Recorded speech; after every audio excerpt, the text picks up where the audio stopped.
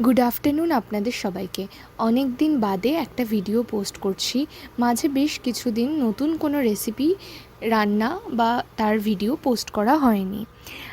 বৃষ্টি হয়েছিল কিছুদিন আগে, তো সেই কারণেই যেহেতু ইলিশ মাছ রান্না হয়েছিল, সেইটাই আমি আজকে আপনাদেরকে দেখাচ্ছি যে কিভাবে আমার মা খুব সহজে কম উপকরণে ইলিশ মাছটা রান্না করে।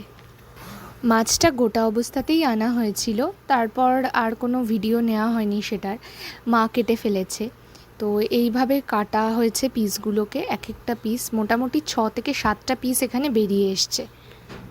প্রথমে এখানে দিয়ে দেওয়া হচ্ছে স্বাদ মতো লবণ।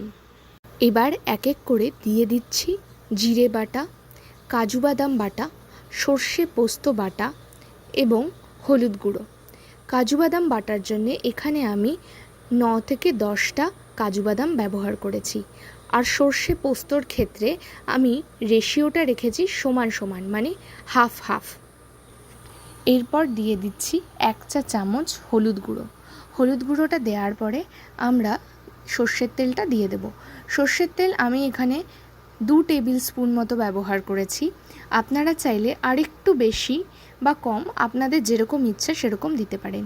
মনে রাখবেন যে সর্ষে ইলিশ রান্না করলে কিন্তু সর্ষের তেলটা একটু বেশি করে দিলেই খেতে ভালো লাগে, কারণ পুরো ব্যাপারটাই কিন্তু এখানে সর্ষের তেলের ঝাঁঝের। বেশ ভালো করে এখানে মাছটাকে মাখিয়ে নিয়ে প্রায় 10 মিনিট রেখে দেওয়া হয়েছে। এবার একটা কড়াই নিয়ে তাতে 1 চা চামচ সর্ষের তেল দিয়ে দিচ্ছি। তেল গরম হয়ে আসলে প্রথমেই দিয়ে দেব কালো জিরে ফোড়নে। এখানে আমি হাফ চামচ কালো জিরে ইউজ করছি। এবার এক এক করে ম্যারিনেট করে রাখা মাছের পিসগুলোকে আমরা এই গরম তেলে ছেড়ে দেব। সবকটা মাছের পিস দেওয়া হয়ে গেলে এক্সট্রা যে মশলাটা বেঁচেছিল সেটা বাটির গা ধুয়ে ভালো করে দিয়ে দেব।